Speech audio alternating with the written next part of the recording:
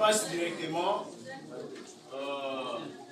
la parole aux étudiants. Juste 5 minutes de nous présenter votre projet Titoré. 5 minutes. Merci. C'est le président du jury, les membres du jury, mesdames, mesdemoiselles et messieurs, distingués personnalités ici présentes. Nous avons l'honneur de vous présenter les fruits de notre projet Titoré, élaboré dans le cadre de l'opération grade bachelor en entrepreneuriat. Ce travail trouve son origine dans une observation active de la réalité socio-économique de la ville d'Inkis, pôle commercial stratégique du Congo central. Bien que cette ville soit animée par un dynamisme entrepreneurial certain, nous avons constaté que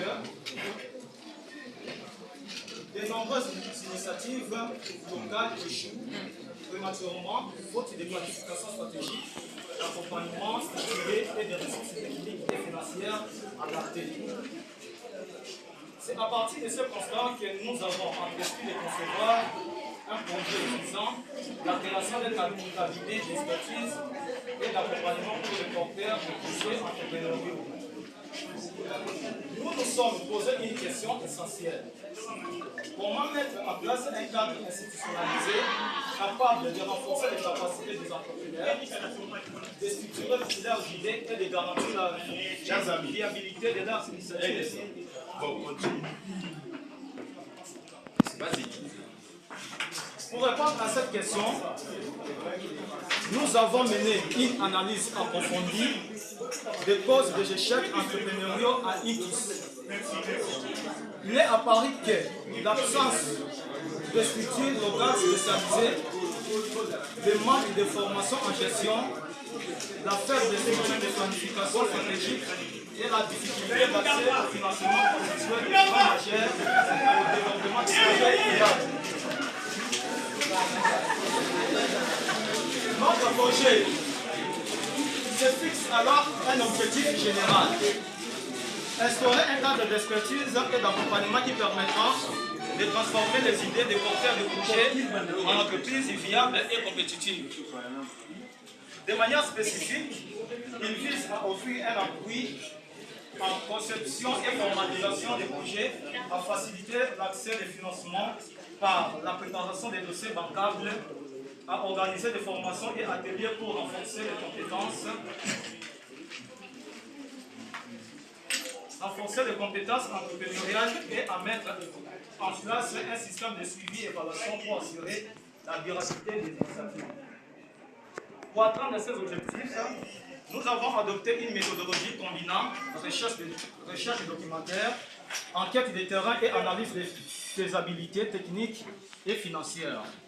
Cette démarche nous a permis de concevoir une structure organisationnelle cohérente pour les futurs cabinets, d'élaborer des processus opérationnels clairs allant des diagnostics de projets à leur suivi et de prévoir des partenariats avec les autorités locales, les institutions financières et les structures d'appui au PME.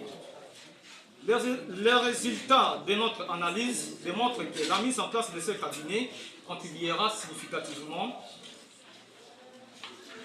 à l'amélioration de l'écosystème entrepreneurial local. Ces impacts se feront sentir sur le plan économique par la création d'entreprises viables et impact et d'emploi.